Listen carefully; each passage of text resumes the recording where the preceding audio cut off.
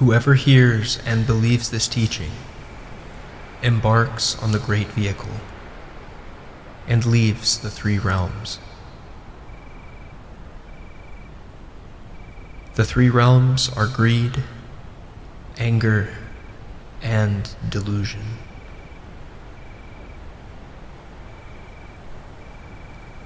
To leave the three realms means to go from greed, anger, and delusion back to morality, meditation, and wisdom.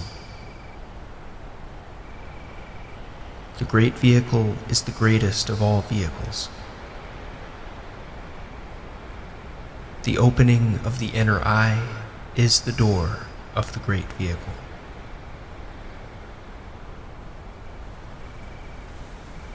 To know that the mind is empty is to see the Buddha. To see no mind is to see the Buddha. To give up yourself without any regret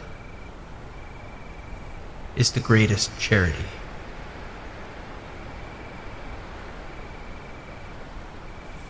To transcend motion and stillness is the highest meditation.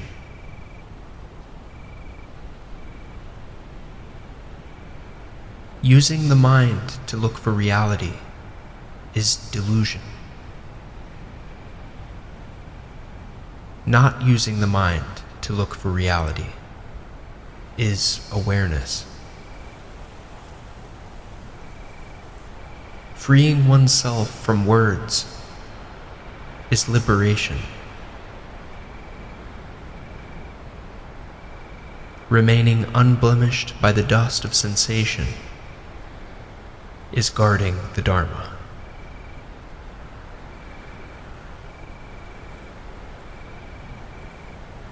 Nirvana means no birth and no death.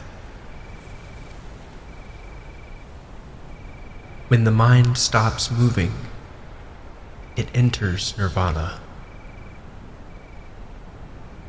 Nirvana is an empty mind. Where delusions don't exist, Buddhas reach nirvana.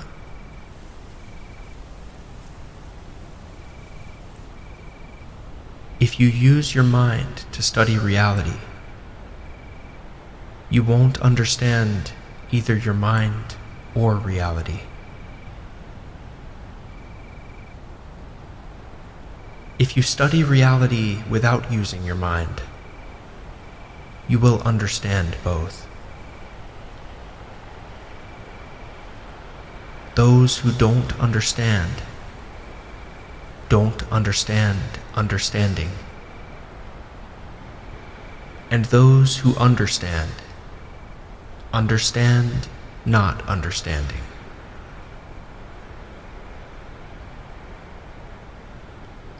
People capable of true vision know that the mind is empty. They transcend both understanding and not understanding. The absence of both understanding and not understanding is true understanding. Someone who seeks the Tao, the way, does not look beyond his own self. He knows that the Sheen, the heart, is the Tao. But when he finds the Sheen, the heart, he discovers nothing corporeal.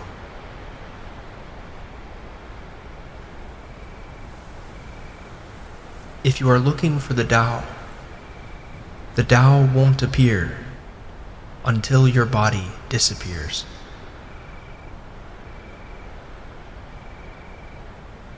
To see form, but not be corrupted by form. To hear sound, but not be corrupted by sound. These are the gates of Zen. In short, those who perceive the existence and nature of phenomena, yet remain unattached, it is they who are liberated.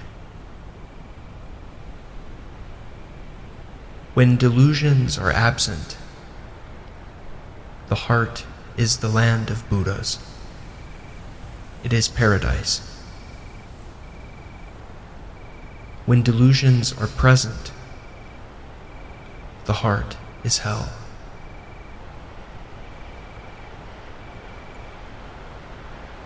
When the heart reaches nirvana, you don't see nirvana, because the heart is nirvana.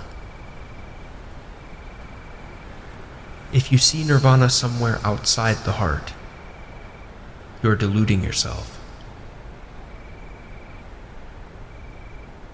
The Buddha is in the heart, like how fragrance is in a tree. The Buddha comes from a heart free of suffering, just as fragrance comes from a tree free of decay.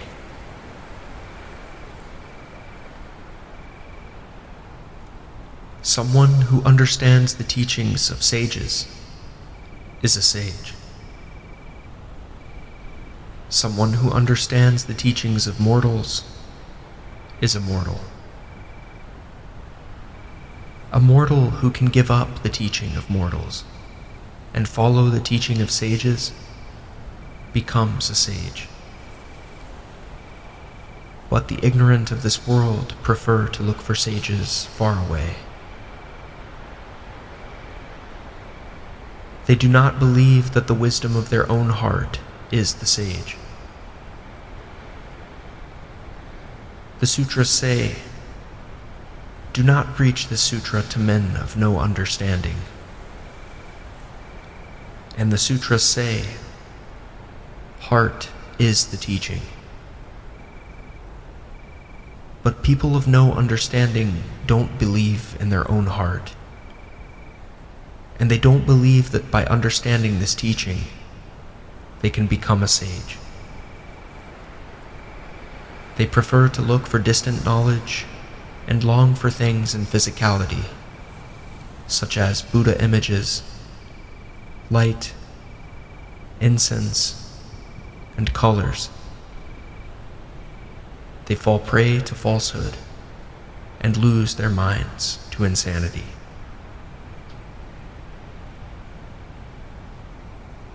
Our endless sufferings are the roots of illness. When mortals are alive, they worry about death. When they are full and satiated, they worry about hunger. Theirs is the great uncertainty. But sages don't consider the past, and they don't worry about the future. Nor do they cling to the present. From moment to moment, they follow the Tao.